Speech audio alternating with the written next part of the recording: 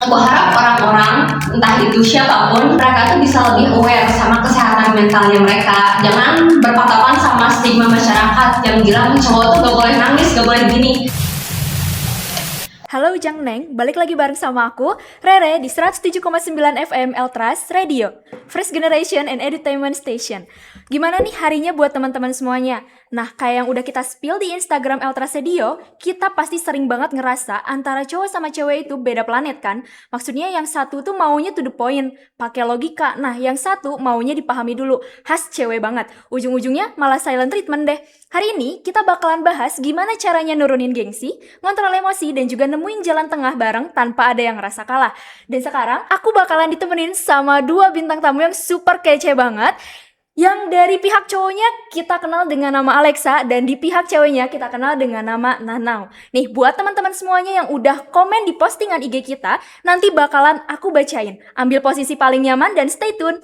Let's dive in. Nah, buat pertama-tama kita bakalan kenalan dulu sama bintang tamu kita. Boleh dimulai dari yang cowok dulu deh.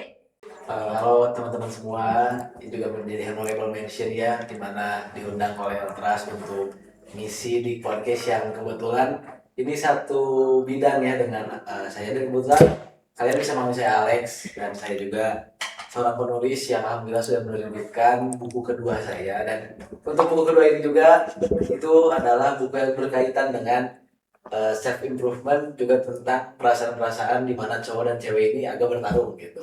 Berarti lumayan relate banget ya, Mas Alex ya. Ini relate banget pokoknya dengan apa yang saya tulis. Berarti kita kedatangan bintang tamu yang super duper tepat. Nah, kalau di sisi ceweknya nih, boleh silahkan memperkenalkan diri.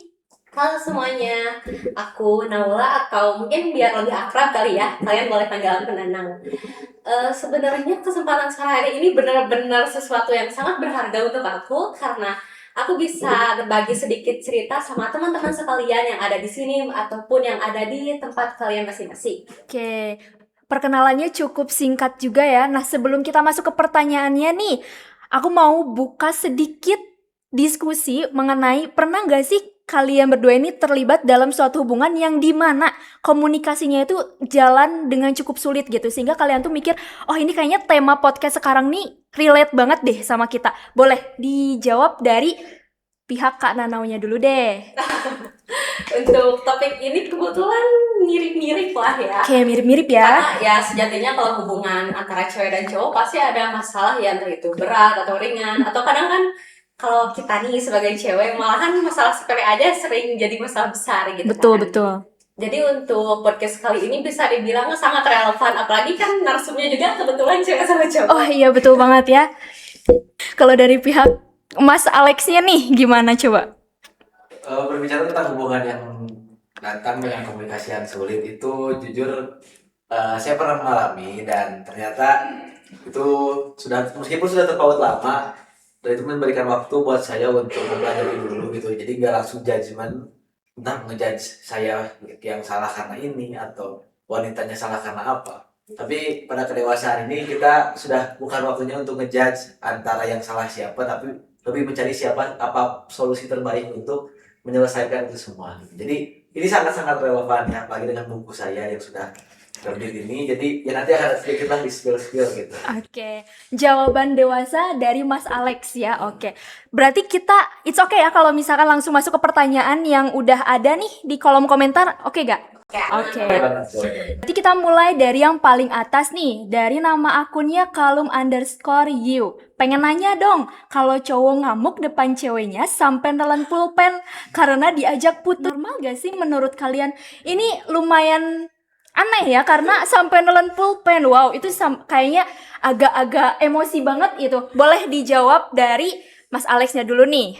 Aduh, lalu ribet apa gitu. Jadi sebenarnya untuk itu hal pertama yang saya mention adalah gimana manajemen emosi dari cowoknya. Yes, betul. Karena ya kita juga harus, ya kita sebagai cowok itu harus menyadari, kalian juga sebagai lelaki harus menyadari bahwa kalian itu adalah nahkoda dalam hubungan cinta. Hubungan yang sedang kalian jalani dengan siapapun itu kalian adalah nahkodanya.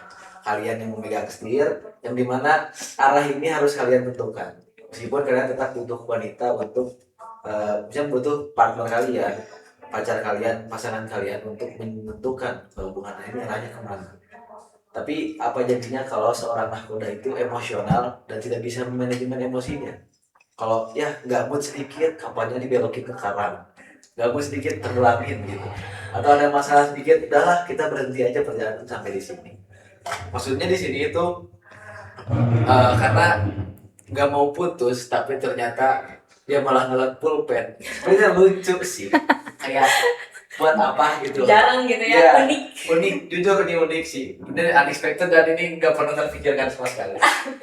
Tapi yang di-mention mau itu nelan pulpen atau nelan udah sendiri itu lebih baik kita ini meski cowok nih kayaknya ada kelainan, bukan kelainan artinya kelainan penyakit atau kekurangan, tetapi mungkin dia belum bisa kontrol emosi, belum bisa menjangkau banyak sudut mood dari si ceweknya.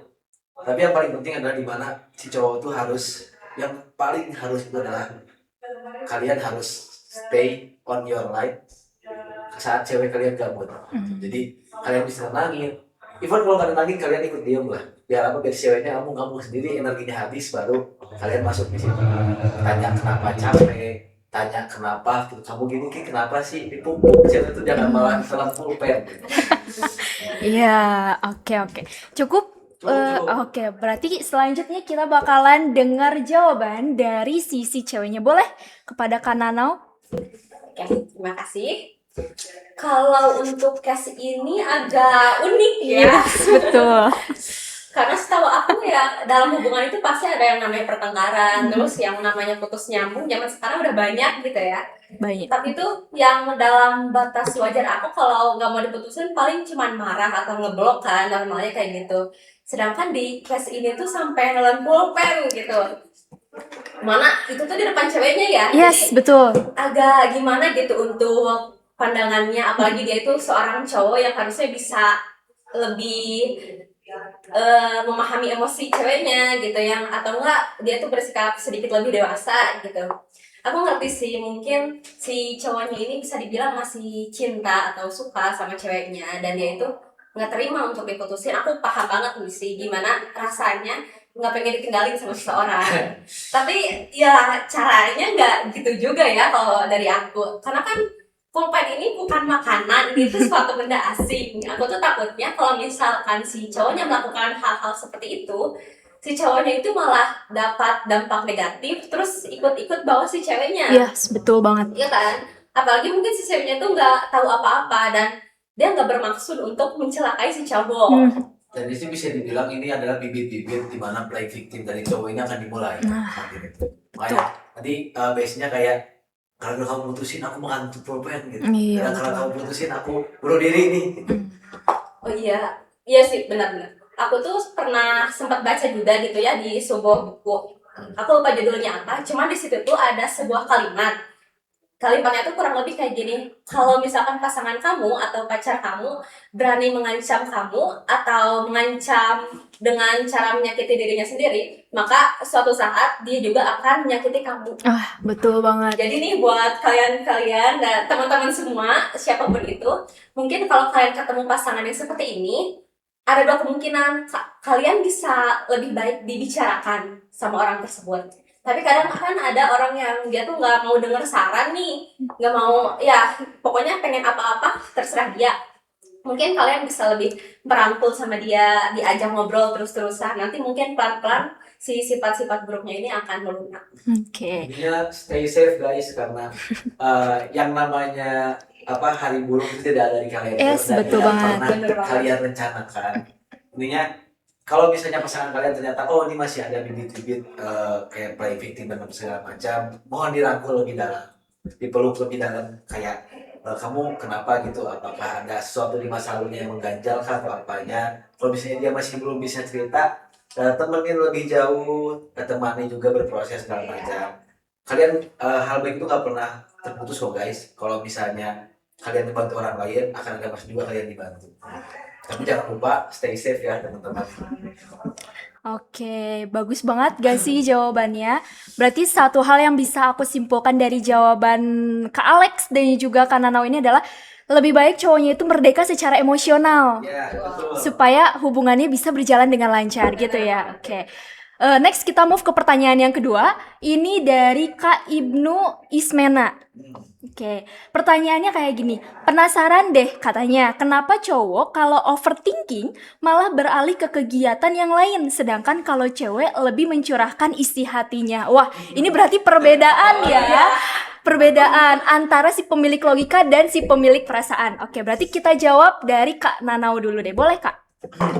Mungkin di sini aku bakal jawab dari sisi ceweknya ya. Yes, betul.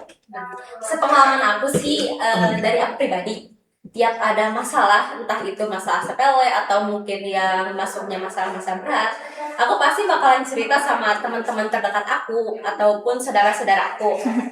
Nah, di situ tuh aku bakal nangis dulu ya, biasanya cewek itu nangis dulu.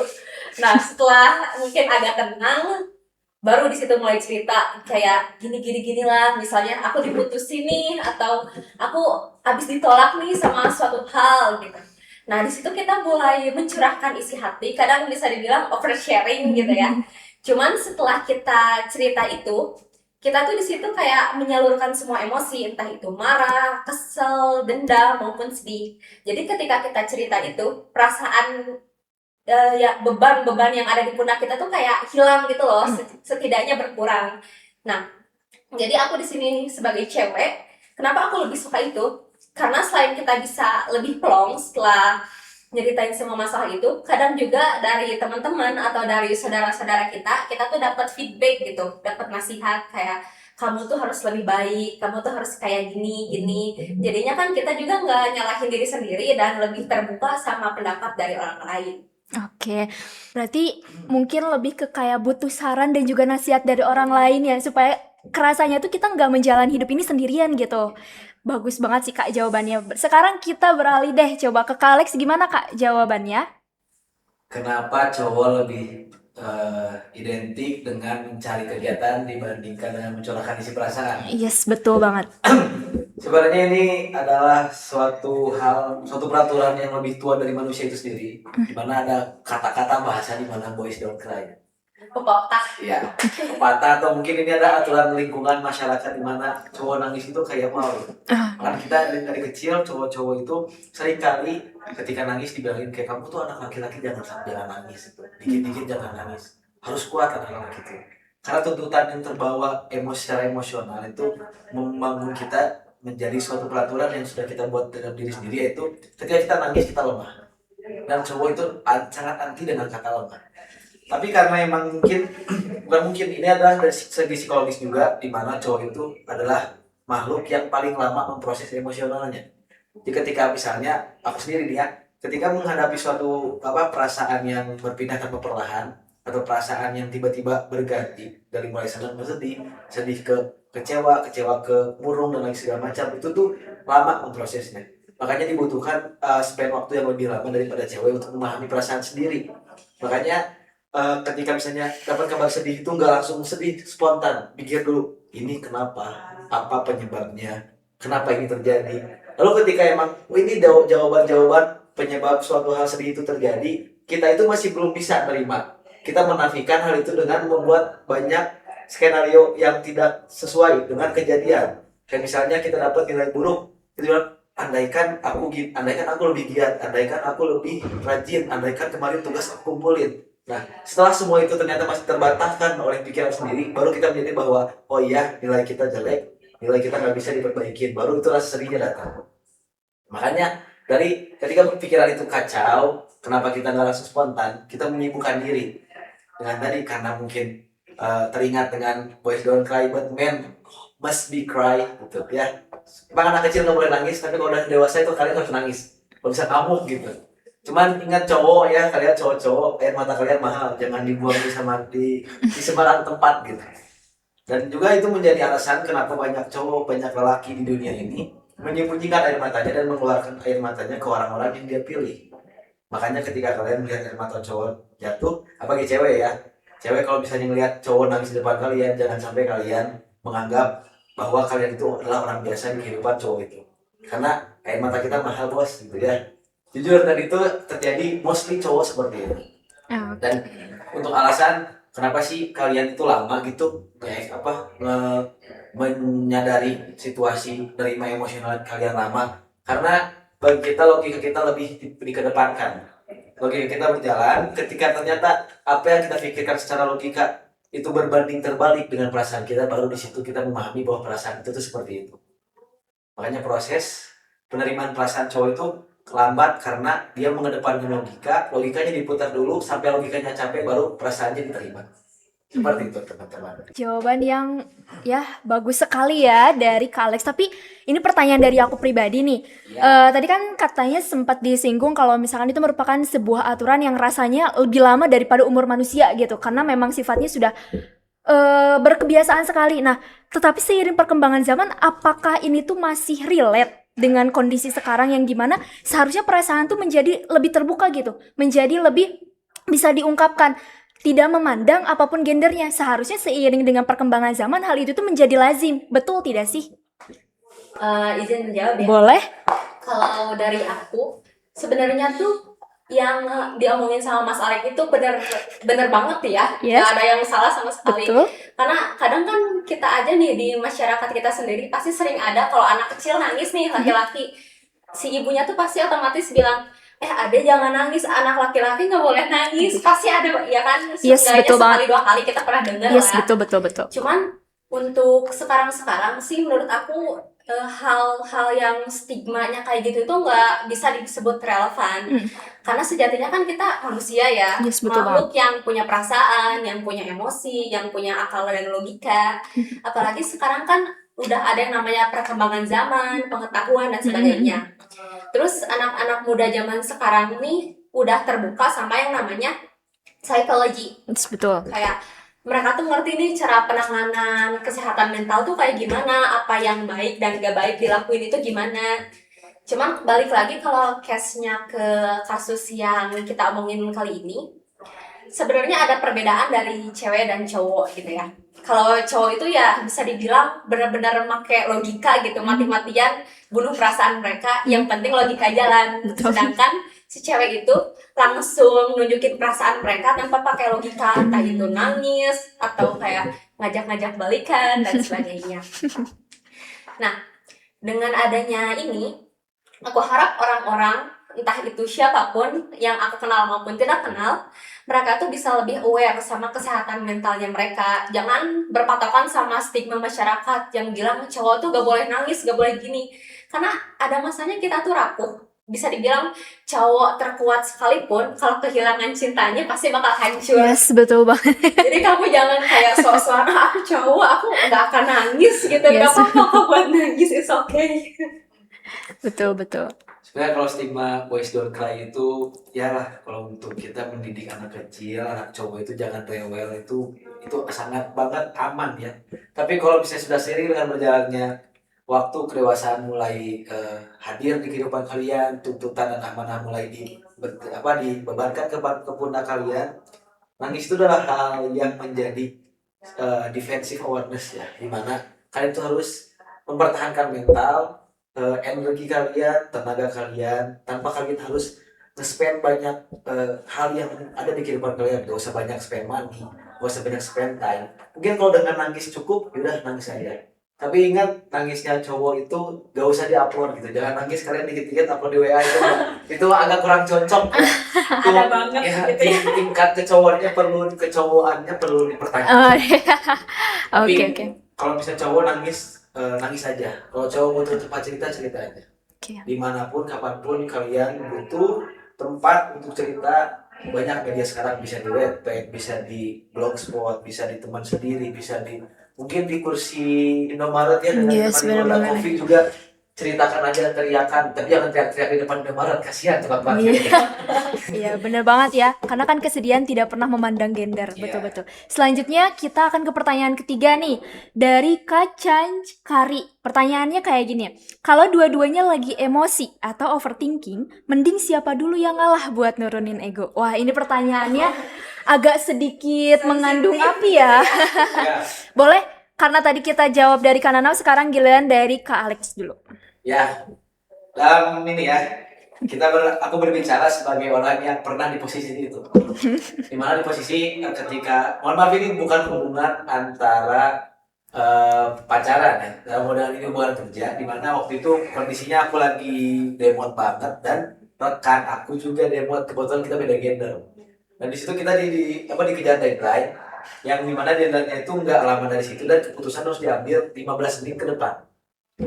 Waktu itu karena memang dua-duanya lagi demot itu, aku memilih mengalah duluan karena di situ kita membutuhkan logika yang berperan untuk mempertahankan hubungan antar partner kerja untuk mencapai tujuan bersama gitu. Aku memilih kayak, sok kamu keluarin dulu deh, kamu keluarin dulu undang-undangnya, tapi aku bilang 5 menit cukup gak gitu buat itu semua, karena kita harus ngejar deadline ini. Dan di situ aku melihat rekan aku bisa nge-supply, bisa ngeluarin semua emosi dia. Aku secara perlahan emosi yang aku punya juga ikut turun. Kayak, oh dia juga capek, aku ngerasa aku capek, tapi dia tuh nggak nuntut aku harus ngertiin dia, gitu. Sebenarnya kalau misalnya kita berbicara siapa yang harus lebih dulu, itu nggak ada yang harus lebih dulu, nggak ada cowok harus duluan atau cewek harus duluan. Itu kalian harus start bareng-bareng, tapi harus dengan cara yang berbeda. Kalau misalnya ceweknya lagi gabut, lagi emosional, cowoknya juga pun seperti itu. Disarankan ceweknya aja yang ngomong, tapi cowoknya dengerin. Tapi mohon cewek bicaranya diperhatikan, jangan sampai ada kata-kata tuntutan yang terlalu berat untuk cowoknya.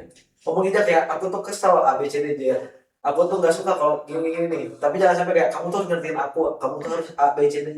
Karena itu di situ cowok itu rata-rata kalau misalnya emang didasari perasaan sayang entah kepada siapapun, apalagi didasari perasaan cinta kepada wanitanya, itu dengan kalian ngebanyol, kalian ngomong banyak hal, kalian berbicara banyak hal, dan kalian mengungkapkan isi hati kalian, itu udah bikin kita tenang. Karena kita ngerasa bahwa kita rumah buat kalian. Tapi jangan sampai di situ tuh ada kata-kata tuntutan di mana kita sebagai pria dituntut harus memahami perasaan kalian tanpa kita harus memahami perasaan sendiri. Dan kalau misalnya di situ ketika wanitanya ngomongin segala macam masalah dia tanpa ada kata-kata tuntutan atau tanpa ada permintaan lanjutan, dan si wanitanya juga mengeluarkan unek-uneknya segala macam, di situ ketika semua wanitanya bebas berbicara, prianya bebas mendengarkan, dua-duanya udah sama dalam kondisi stabil yang sama, dan itu change-nya 75% ke atas. Aku yakin. Oke. Berarti maksudnya nggak ada siapa yang duluan. Berarti siapapun harus bisa berinisiatif gitu. Oke, selanjutnya dari Kanana, boleh Kak jawabannya? Kalau dari aku nih, kebetulan banget nih, jawaban aku sama Mas Alek itu benar-benar sama. Oh, iya. Cuman aku tuh mau nambahin sedikit. Cewek kalau udah suka, logikanya gak jalan. Serius guys, Kak. Cewek itu kalau udah suka sama cowok, logikanya gak bisa dipakai. Pengalaman pribadi. Jadi semakin suka si cewek, semakin gak jalan logikanya. Bisa aja sih masalahnya tuh masalah yang sepele gitu. Tapi karena si cewek ini udah suka sama dia tuh gak akan bilang masalahnya apa. Misalkan gini nih, kalau aku sama temen cowokku, misalkan si injakan kaki motornya tuh gak diturunin, aku kan tidak ngomong, injakan kakinya turunin dong. Misalkan tangan aku susah atau gimana. Tapi kalau cewek sama cowoknya, dia gak akan ngomong kayak gitu. Padahal tinggal ngomong beberapa kata, jalan. Tapi betul. Cewek itu kalau udah suka gak akan kayak gitu. Dia bakal diem sepanjang perjalanan, terus mereka bakal berantem. Jadi aku paling mau nambahin sedikit doang buat cowok-cowok. Kalau mungkin pasangan kalian tiba-tiba marah atau tiba-tiba diem gitu kan, kata aku, kalian diemin balik. Karena bukannya gimana ya, tapi ya jangan terlalu lama juga. Kayak bisa dibilang 15-20 menit mah jangan diganggu, jangan ditanya kamu kenapa. Karena di saat-saat itu tuh, misalkan kamu tuh langsung nanya gitu, kenapa sih kamu diem mulu dari tadi? Kan cowok biasanya gitu kan. Nah, posisinya si cewek ini amarahnya tuh masih di puncaknya. Yes, betul. Terus dia nanya, kamu kenapa? Jadi kesel gitu ya? Makin naik nih si marahnya itu. Jadi saran aku sih kalian boleh diem dulu 15 menit lah maksimal kalau kalian gak bisa terlalu lama-lama. Nah setelah itu kan otomatis amarah si cewek itu bakal mereda. Terus logikanya di situ mulai jalan lagi. Oke. Berarti yang satu jawaban secara teoritisnya, yang satu jawaban berdasarkan pengalaman pribadi. Tetap jawaban yang bagus ya teman-teman. Oke, sekarang kita move ke pertanyaan keempat. Dan sepertinya ini bakalan jadi pertanyaan terakhir kita untuk di podcast kali ini. It's okay ya, kakak-kakak ya? Oke. Di ini pertanyaan dari Uni 91. Ini pertanyaannya kayak gini, lucu banget menurut aku. Kak mau nanya dong, kalau habis putus kok cowok tegar banget ya? Kayak nggak terjadi apa-apa. Sedangkan cewek nangis-nangis sampai sakit. Wah, ini kayaknya pengalaman pribadi juga nih. Nah, lucu ya, boleh dijawab dari Kananau dulu. Kayaknya ini mirip-mirip sama pertanyaan sebelumnya ya yang di awal tadi. Yes, betul-betul. Jujur sih kalau podcast ini aku pernah ngalamin ini. Jadi jadi bisa dibilang dulu itu aku orangnya introvert banget gitu. Terus bisa dibilang kayak temen aku itu nggak ada selain si cowok ini dan teman-teman si cowok ini karena emang si introvert itu. Nah kita tuh kemana-mana selalu barengan nih, entah itu main, kerja kelompok, atau bahkan project-project gitu kita selalu bareng. Nah pada suatu hari kita udahan nih.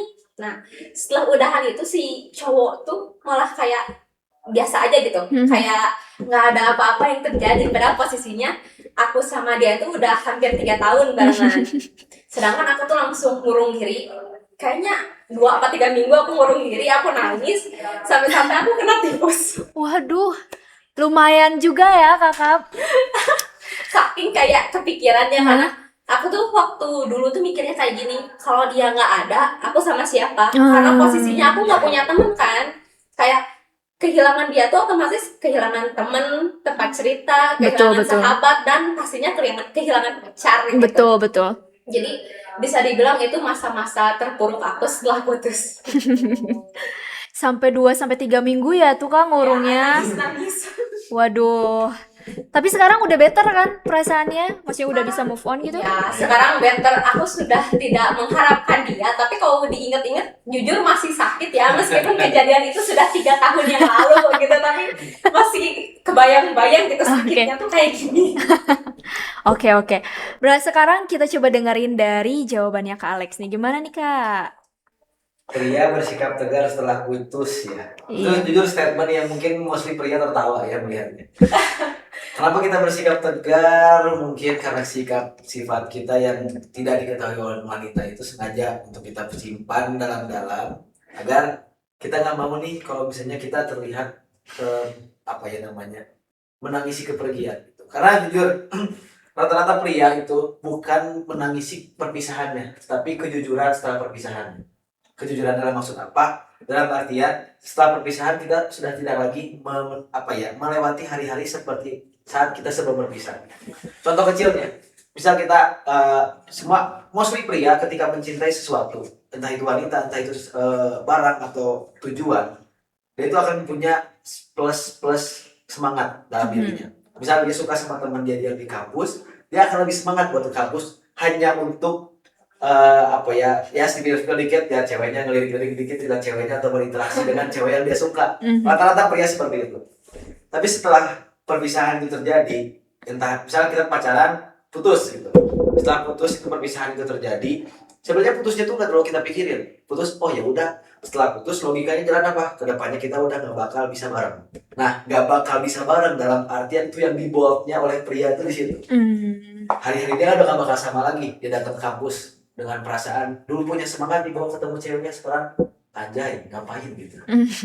Buat belajar doang juga demo, lama-lama capek bikin belajar. Geser ke kafe yang dulu sering sama ceweknya, pikirin itu semua memorinya diputar. Dan rata-rata pria itu kenapa harapan pria itu susah bangkit lagi setelah putus, itu bukan karena dianya gamon, tapi karena dia sedang membersihkan kenangan-kenangan di sekitar dia. Jarang banget cowok yang nyimpen perasaannya tuh atau kenangan itu di hati, itu jarang banget.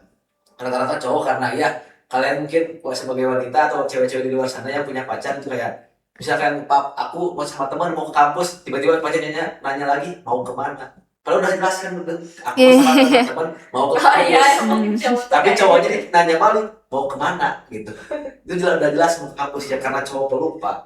Banyak memori dan kenangan itu disimpan di tempat-tempat yang biasa dia lewatin bareng ceweknya, di jalanan kampus, di jalanan berangkat menuju kampus, jalanan pulang menuju rumah ceweknya, kafe-kafe sekitar yang sudah dipakai buat ngedate bareng, tempat-tempat foto booth. Dan itulah yang menjadi kita lebih banyak diam dibanding nangis. Karena apa? tempat-tempat yang mengingatkan kita dengan kalian itu tempat umum, tempat-tempat yang sering dikunjungin, bahkan tempat-tempat yang bahkan tidak pernah kalian ingat, tapi cowok itu nyimpen kalian di situ, di lagu-lagu yang terputar di malam hari, di catatan-catatan yang mungkin terselip di ujung-ujung buku. Kita semua nyimpen kalian di situ, dan kita nggak mungkin menangisi suatu hal di depan umum gitu. Karena statement yang tadi yang balik lagi, boys don't cry but men ketika tapi men boleh nangis, boleh banget.